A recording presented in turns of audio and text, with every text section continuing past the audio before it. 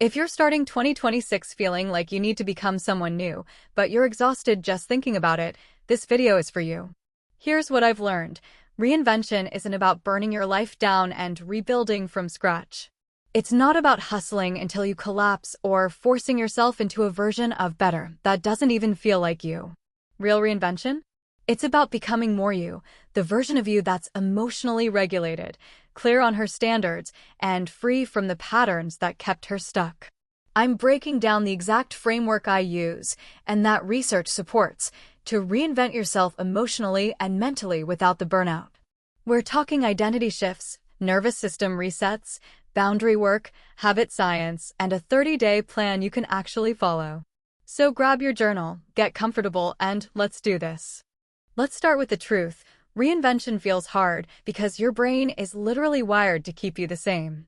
Neuroscientists call this homeostasis, your nervous system's drive to maintain stability. Even when you want to change, your brain perceives change as a threat. It activates the same stress circuits that would fire if you were in physical danger. And here's the thing, this isn't a character flaw. It's biology. Your identity is also deeply embedded in your neural pathways. Researchers at Stanford found that our sense of self is constructed through repeated patterns of thought and behavior that become automatic over time. So when you try to become someone new, you're not just changing habits, you're challenging your brain's fundamental map of who you are. Add to that the emotional weight. Maybe you're carrying shame about who you've been, fear about who you're trying to become, or grief about leaving old versions of yourself behind. If I'm being honest, I've felt all of this. I've had moments where I looked at my life and thought, I know I need to change, but I'm so tired. And that exhaustion? It's real. It's valid. And it's exactly why we need a sustainable approach. So let's talk about how to do this right. I'm giving you 5 pillars, each backed by research, each designed to work with your nervous system instead of against it. These aren't trends. They're principles rooted in psychology, neuroscience, and behavioral science. Let's go. Here's a question. Who do you want to be in 2026? Not what do you want to achieve, who do you want to be? Because here's what the research shows. Identity-based change is far more powerful than outcome-based change. When you tie your actions to your identity, I'm someone who prioritizes my mental health, you're 2 to 3 times more likely to sustain that behavior than if you focus on external goals alone. James Clear talks about this in habit research. Every action you take is a vote for the type of person you wish to become. But let's go deeper. Your identity is shaped by your values, the things that matter most to you. Research from acceptance and commitment therapy shows that when your daily actions align with your core values, you experience greater psychological flexibility, lower anxiety, and a stronger sense of purpose. So the first step in reinvention is getting clear on your values. I'll tell you something personal. A few years ago, I was living in a way that looked successful on paper, but internally, I felt disconnected. I realized I'd been chasing goals that weren't rooted in my values, they were rooted in what I thought I should want. When I finally sat down and asked myself, what actually matters to me? What kind of person do I want to be when no one's watching? Everything shifted. That clarity gave me permission to let go of things that weren't serving me and invest in what actually felt aligned. Here's what you're going to do. Open your journal. Write down these prompts. What are my top 5 core values? Examples: freedom, creativity, health, connection, growth, integrity. Who do I want to be emotionally? Examples: calm, confident, compassionate, discerning. What does the future me do daily that current me doesn't? Spend 10 minutes on this. Be honest. Don't write what sounds good, write what feels true. Now, let's talk about emotions. You can't reinvent yourself if your nervous system is stuck in survival mode. And here's what most people don't realize. Emotional dysregulation isn't a personality trait, it's a nervous system state. When you're chronically stressed, anxious, or overwhelmed, your autonomic nervous system stays in fight or flight or freeze. In this state, your prefrontal cortex, the part of your brain responsible for decision-making, planning, and emotional regulation, literally goes offline. That's why you can know what you need to do, but feel completely unable to do it. The good news? You can train your nervous system to shift into a state of safety and calm. This is called co-regulation with yourself, and it's one of the most powerful tools for emotional reinvention. Research shows that practices like breath work, grounding techniques, and somatic awareness can reduce cortisol levels, improve heart rate variability, and increase emotional resilience. Here's a simple technique you can use anytime you feel overwhelmed. Breathe in for 4 counts. Hold for 7 counts. Exhale slowly for 8 counts. Do this 3 to 4 times. It activates your parasympathetic nervous system, the rest and digest mode, and tells your brain, I'm safe. I used to think emotional regulation meant not feeling things. Like, if I could just control my emotions, I'd be fine.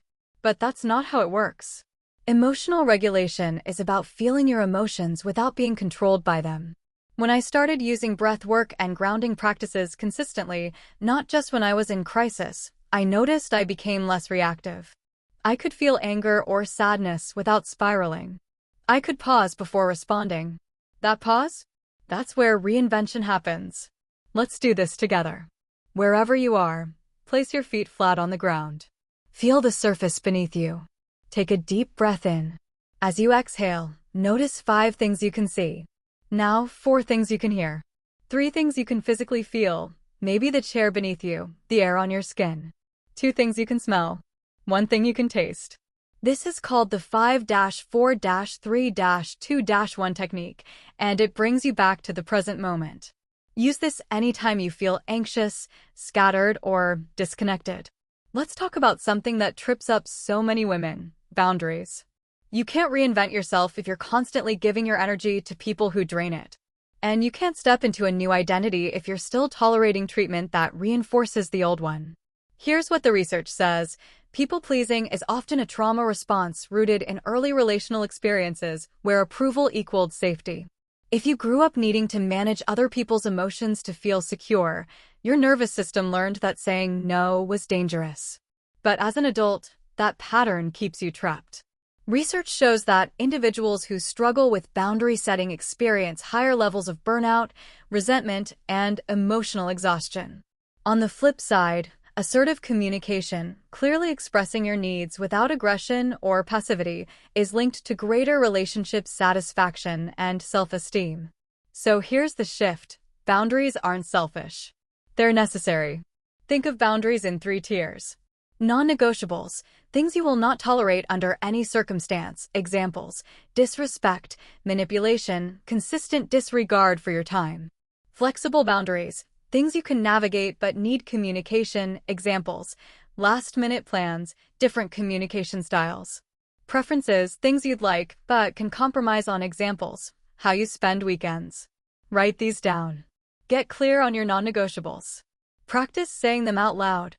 If you struggle with saying no, use this script. I appreciate you thinking of me, but I'm not able to do that right now. You don't owe anyone an elaborate explanation.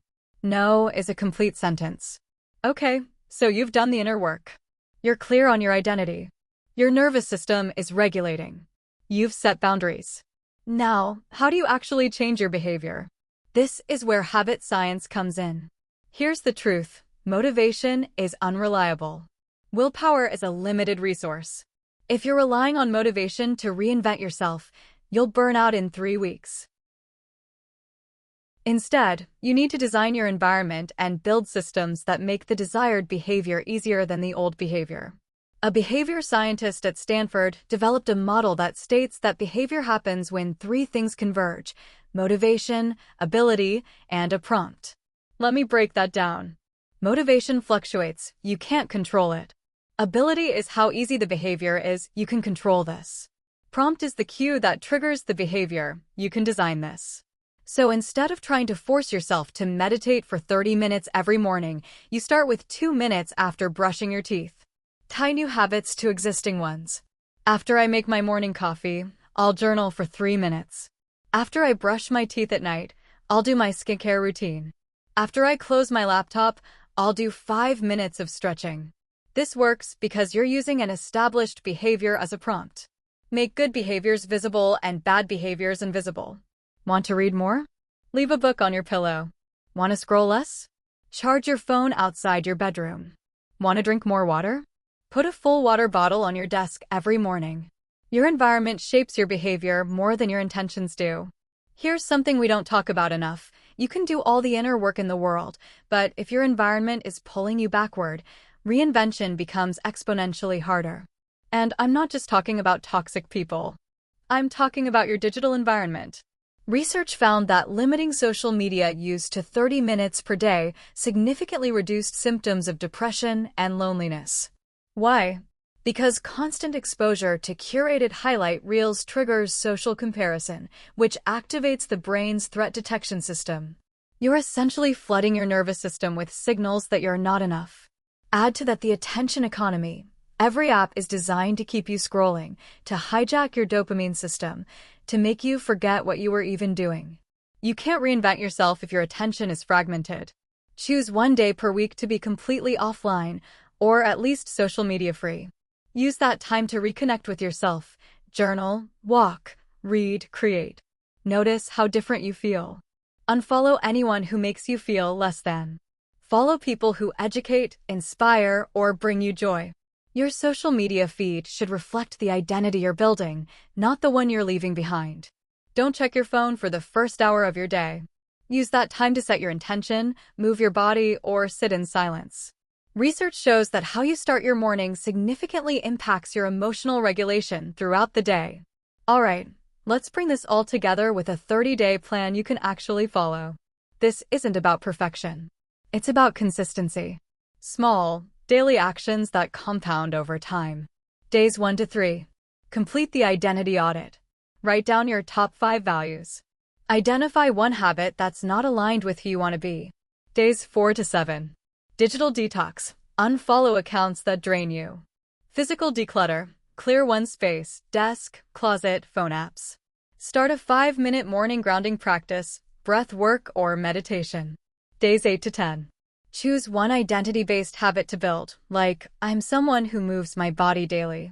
Use habit stacking to attach it to an existing routine. Design your environment to support this habit. Days 11 to 14. Practice the 4-7-8 breath every evening before bed.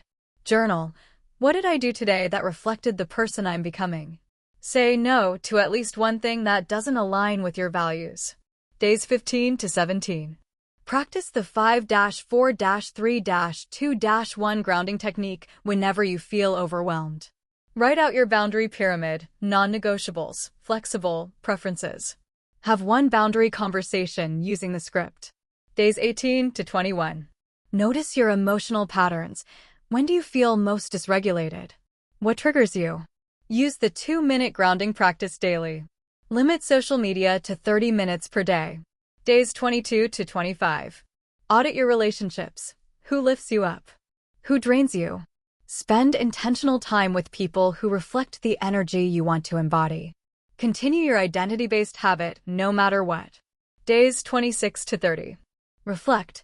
What's shifted in the past month? Write a letter to your future self. What I'm proud of. What I'm committing to. Celebrate. You did this. You're already changing. Before we close, let's talk about the traps that derail most people. You don't need to do this perfectly. Research shows that self-compassion, treating yourself with kindness when you mess up, is a stronger predictor of long-term success than self-criticism. Progress is not linear. You'll have bad days. That doesn't mean you failed. I missed my morning routine, so the whole day is ruined. No. Start again right now. Behavioral flexibility, your ability to adapt without spiraling, is key to sustainable change. Motivation fades. Systems stay. Build routines that work even when you don't feel like it. I know this sounds ironic coming from a YouTube video, but here's the truth. Consuming content is not the same as doing the work. If you're watching 10 videos a day about reinvention, but never actually doing anything, you're stuck in what researchers call pseudo-productivity. Limit your inputs. Apply what you learn. Then move forward. Here's what I want you to remember. Reinvention isn't about becoming a different person. It's about becoming more yourself, the version of you that's no longer held back by old patterns, outdated beliefs, or a nervous system stuck in survival mode. You don't need to burn everything down. You don't need to hustle until you collapse. You just need to take one small, aligned action today. and then another tomorrow, and another the day after that. That's how transformation happens. Not in a dramatic explosion, but in the quiet, consistent choices you make when no one's watching. If I'm being honest, I'm still figuring this out too. I'm still unlearning patterns. I'm still practicing boundaries. I'm still showing up for the version of me I'm becoming, even on the days when it feels hard. And if you're doing that too, you're already doing the work. So here's my challenge for you. Pick one thing from this video, one pillar, one tip, one practice, and commit to it for the next 7 days. Just 7 days. And if this video helped you, leave a comment below telling me which pillar resonated most. I read every single one, and your words help other women who need to hear this too. You've got this. I'm rooting for you. Let's make 2026 the year you stop trying to be perfect and start becoming free.